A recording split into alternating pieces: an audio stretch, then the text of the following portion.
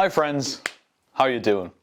Hope you're keeping well. Hello guys, how you getting on? My name is Aaron Kelly and welcome back to another video. Welcome to Premier League predictions for 2023-24. So in typical Aaron Kelly fashion, I am streets behind the rest of the pack as the first weekend of Premier League action is actually nearly finished as the time of recording this little clip. I did record my predictions last week and just had an absolutely mental week. I was down at the Galway Cup, so didn't have an awful lot of time to edit it. But it is here now, and with how mental things have been in the Premier League and in football in general over the last week or so, a lot of these predictions, they're kind of outdated now, and I kind of like to change them. But you know what? We're not going to. We're going to stick to our guns. The biggest one for me, I talk about the possibility of Harry Kane leaving Tottenham, and if he does, Tottenham could be fucked. Well, he's gone to Bayern, so Tottenham could well be fucked. I also talk about the possibility of other transfers that have either been nipped in the bud and dead in the water or have actually gone ahead and happened. So ignore all those things, and just the only thing I want you to keep track of in this video is who I predict finishes where. That's the only, just ignore my reasoning for almost everything. But you know, if you do want your predictions to be absolutely correct, then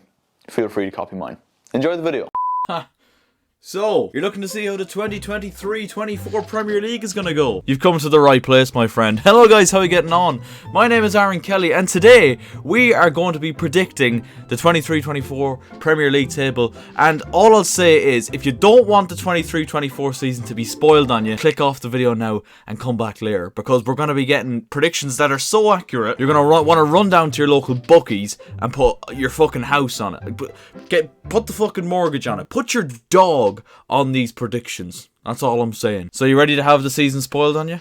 Yeah, ready to go? Okay, let's do it. Now, for me, I feel like we're going to obviously start off with 20th and work our way up. And by the way, if you feel like leaving your own predictions in the comments, please do. I would love to hear from you guys. So we are going to start off with the bottom of the table and kind of work our way up. So starting off with 20th, we're going to go with Arsenal. Banter. No, in all seriousness, I reckon it is going to be Sheffield United. I don't know. They just stink of a team that are going for like the lowest points record in a season this year. I think a lot of things have gone wrong for them this summer, and probably the biggest one being that Ndiaye is now gone. It looks like Sander Berge might be leaving for Burnley as well. I'm looking at their squad thinking to myself, where on earth are goals going to come from? And a pretty crucial point when you're playing football. You need someone to be able to put the ball in the back of the net, and I don't think they have that now. And that is going to be their biggest issue. I think another fairly self-explanatory one, 19th, I'm going to go for the newly promoted. As much as it pains me to say it, Luton Town. I think Luton Town are going to be kind of everyone's second team this season, aren't they? The way their meteoric rise, nearly Bournemouth-esque to the Premier League. The way their stadium is, it got a lot of stick. It's kind of like a working man club in the sense that there's nothing flashy about it. There's nothing flashy about Luton Town at all. From an Irish perspective, I'm very excited to see Chiedozie Ogbene test himself in the Premier League. But I don't think Luton are going to be any great shakes at all. And if they stay up, it's a success for me. 16, 17, 18 for me, the next three positions in the table. The next three clubs could easily be interchangeable. I don't know which way this one's going to go. 18th for me, and filling up that last relegation spot. Might surprise a few people. I've gone for Wolves. I don't know why. I'm fearing for Wolves this season. Obviously, they've lost a couple of people, particularly in their midfield. There was a bit of unrest off the field with Lopetegui given out, I suppose, with the lack of funding and the lack of backing he's been given to try and regenerate this Wolves squad. And I think if they start badly, it might not get much better for them. 17th then, and just once again just about surviving by the skin of their teeth, have gone for Everton. And again, I think it'll be another fucking late charge from Everton. I think they'll spend a lot of the season towards the bottom of the table. You look at the squad, and they shouldn't be down there, but I mean, the club is just in absolute disarray at the moment. But I think Sean Dyche will help them pull through, and they'll finish 17th. 16th, I'm going for Nottingham Forest. And again, like I say, these three spots here are very interchangeable in the sense that Forest could easily go down. And I feel like it could be a sense that everything could go wrong for Nottingham Forest really fucking quickly, and then they could just completely capitulate, fall apart, and get relegated. Like, it could genuinely happen. So much money was pumped into it, and it's a kind of a revolving door. A lot of pressure and onus is obviously going to be on Morton Gibbs-White to kind of carry the team this season, and there's no real surprise there. But the squad is always changing at Nottingham Forest, it feels like. I think Steve Cooper will see out the season as well. And look, again, 16th, I think Nottingham Forest fans, if you offered them that at the start of this new season, I think they'd take that. 15th, going for Bournemouth, again, a new manager, which is a bit of a weird kind of change they made at the end of last season, get rid of O'Neill and bringing in Iraola, who will definitely keep them resolute. I like the kind of the bits of business they've done this summer, and I think Bournemouth definitely surprised a lot of us with how high they finished last season. I don't think they'll be that high this season, but again, 15th would be a very, very respectable season for Bournemouth once again. 14th then, I'm going to go for West Ham. Obviously losing Declan Rice is a massive, massive boo-boo on their part, and I believe they actually haven't signed anyone this summer either, which is incredible, but they still have time. They're still, I mean, this is what I always say, alright, the transfer window is still got a couple of weeks left, and teams could make some incredible signings between now and then. We'll be 3 or 4 weeks into the new season by the time the transfer window ends, so there's still time for teams to improve, but they've got so much money for Declan Rice, and they haven't spent it yet. But on the positive, they haven't spent it yet. They still can, and they probably will. What a season it was for them last year. Obviously in league terms kind of suffered a little bit because of their European exploits, but winning a European Conference League, an incredible, incredible result for West Ham United. But if they finish 14th, it's respectable, but potential to move up higher if the club actually decide to invest the Declan Rice money. 13th, I'm going to go for Crystal Palace. I feel like it's just a kind of position Palace tends to finish most seasons. It's usually a fairly safe bet that they're going to be in and around this point in the table, but they have lost Wilfried Zaha. Zaha is officially gone. I feel like at the start of every Premier League season we're like, oh, the reliance is on Zaha, but will Zaha stay? And he always does, but now he's gone to Al Nassr for the old Peas, and it looks like Eberechi Eze is going to be that man to kind of lead them forward, but Elise could be going to Chelsea, which could be a huge, huge loss for Palace as well. But I do think overall they've got plenty of experience in there. They've got more than enough to be safe, not in a huge amount of trouble. They will go through tough patches during the season, but Palace should be fine. 12th, and I feel like a lot of people are going for this kind of prediction, putting Burnley in 12th. Obviously, absolutely steamrolled the Championship, and I think that's probably the motivation for a lot of people's reasons, and certainly my reasons as to why I've put Burnley as high as they are. Usually, you'd look at a newly promoted side, and particularly Burnley, and say, if they stay up, that would be an achievement and a half. And to be fair, you'd still look at this Burnley team and you'd go, if they stay up, that's probably the goal for Vincent Kompany. A manager who looks like he knows his stuff. I mean, he's absolutely learned off some of the best managers in the game, obviously most recently through Pep Guardiola at Manchester City. But I just think the way Burnley were so convincing, I think they've done some really good business in the summer window as well. Like I mentioned, could be adding to that with Sander Berge. I just think they'll be fine. I think they'll be fine. I think they'll be more than fine, Burnley.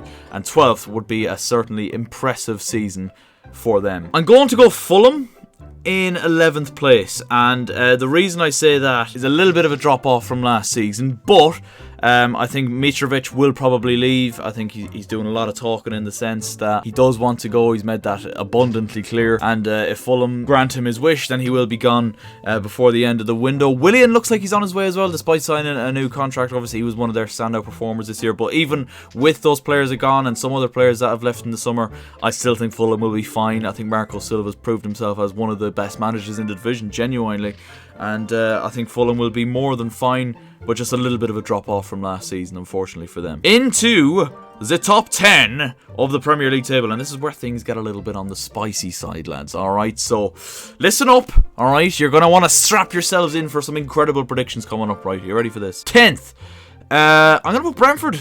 I'm going to put Brentford again, a bit of a drop off from last season. I still think they've got more than enough players that are due a big season, and I think obviously the biggest motivation for this prediction being that Ivan Toney is out until January. You know, whatever you think of his exploits off the pitch, he is banned until January, and you'd have to ask who in the current Brentford squad is going to provide the kind of goals that he did last season. The answer is no one. I mean, Mbeumo will be up there. He'll always be putting pressures on defences and getting himself the odd goal here and there, but I just don't think they have that clinical striker. Obviously, when Toney comes back, all should be resolved, but I think the rest of the squad is more than enough to steer clear of any sort of danger anyway, and I've been really impressed with Brentford overall and Thomas Frank since they came into division, and a 10th place finish, again, considering the circumstances they're in, would not be bad at all. 9th, I'm putting Brighton in there, and again, a drop off from last season. So many of these sides were really, really impressive last season, and because of the big sides being at times not at their best, but these sides were particularly impressive,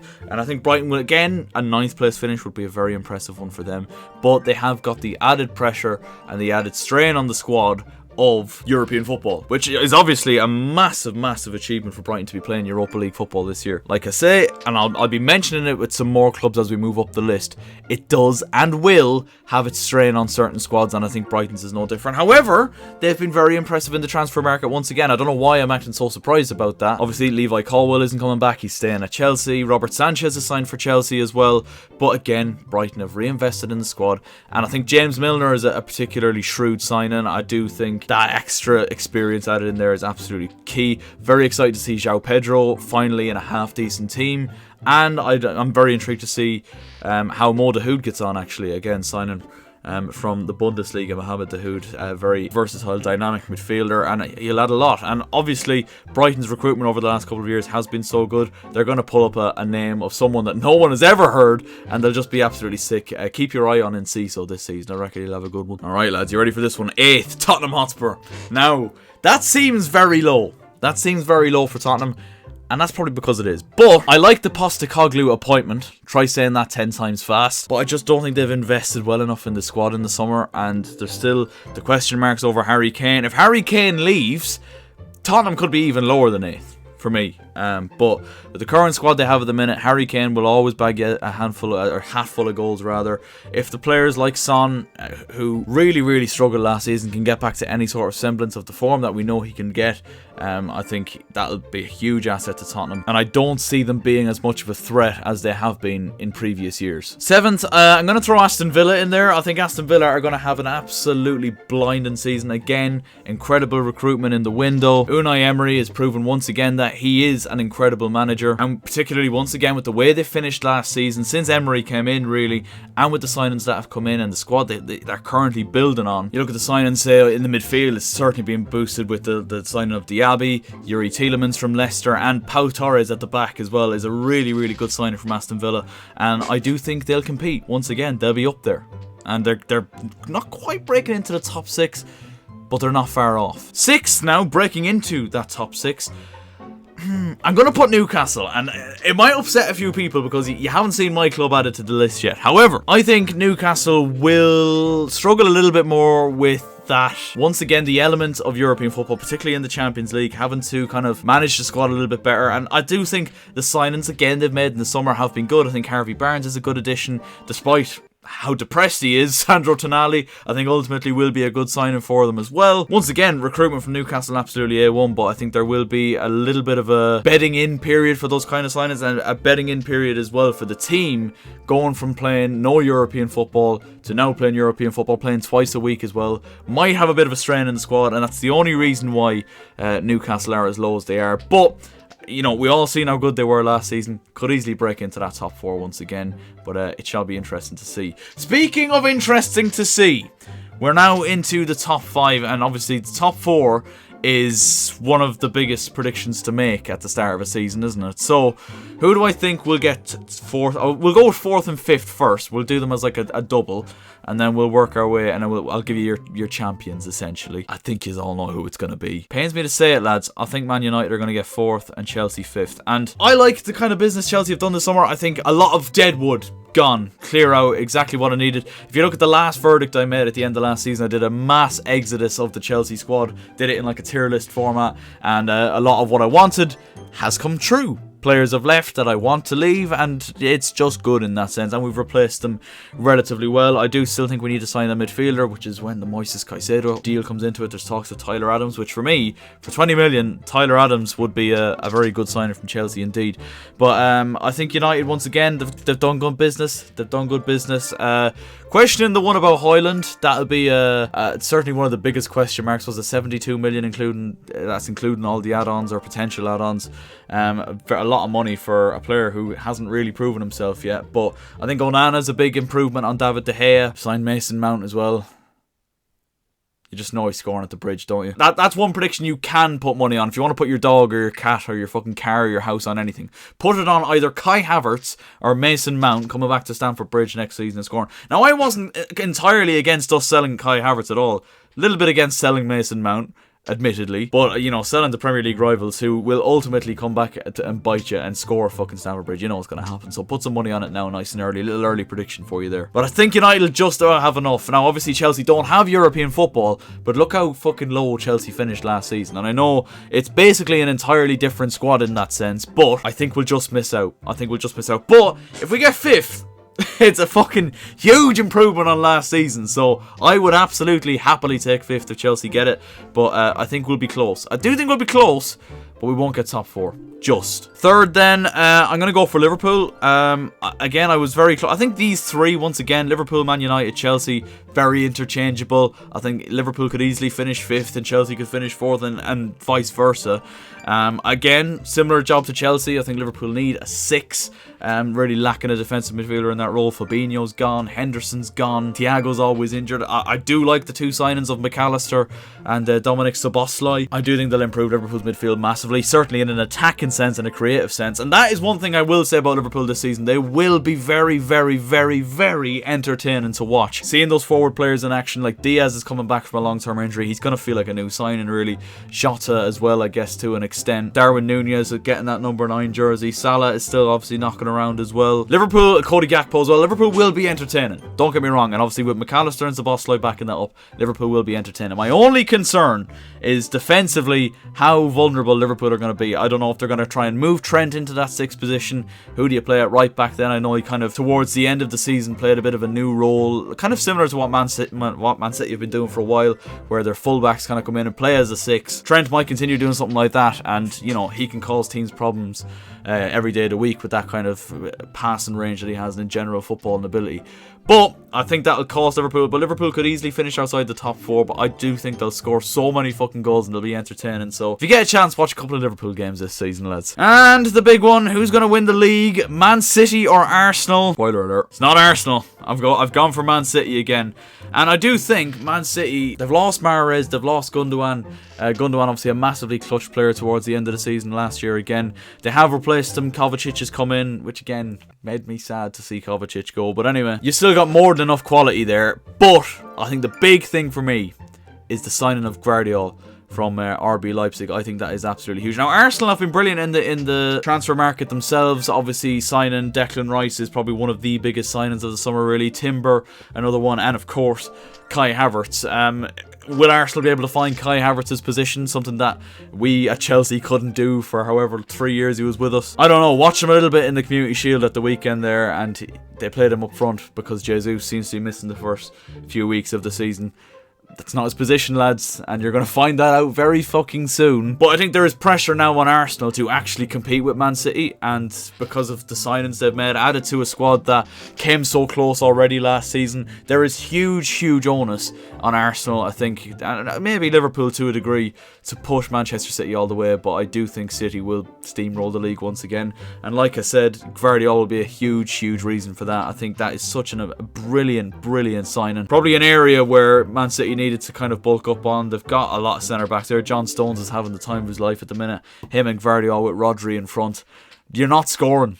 I'm sorry, you're not scoring. Let us know your predictions, lads, in the comment section down below. That is my Premier League final table. Like I said, let me know yours in the comments if you want. We are looking at changing the verdict format starting from this season. Obviously, we have the newer format for the last 2 seasons now, I think it was, where we have the boxes. That is staying the same, but the goal for this season is to make the verdict a live stream at the end of every weekend and making it kind of interactive with the audience. I'll be going live on YouTube and live on TikTok and basically just getting your guys' opinions on it and who should get in the boxes. We're going to try it for the first couple of weeks. I live in the middle of a fucking bog in Ireland, so the internet might not allow us to do it as a weekly thing, but we'll try our best, because we always do. So if you guys are excited for the new season, slap a like on the video, and also slap a like if you like me. Don't know why I said that. That's fucking really weird. Why did that come out? Thank you so much for watching. Leave a like if you enjoyed. Subscribe if you're new with your notifications on, and I will catch you very soon. Take care and peace. I'm in the big leagues. Tony don't miss me. Ballin' like Houston. Ayy, feeling like Whitney. I need a bag, bruh. Send it through quickly. I'm making his dog. Like I'm in the big leagues. Told him that I gotta go, dog. I'm riding a road, y'all. I think that I'm back in my bag now. So I need that go, y'all.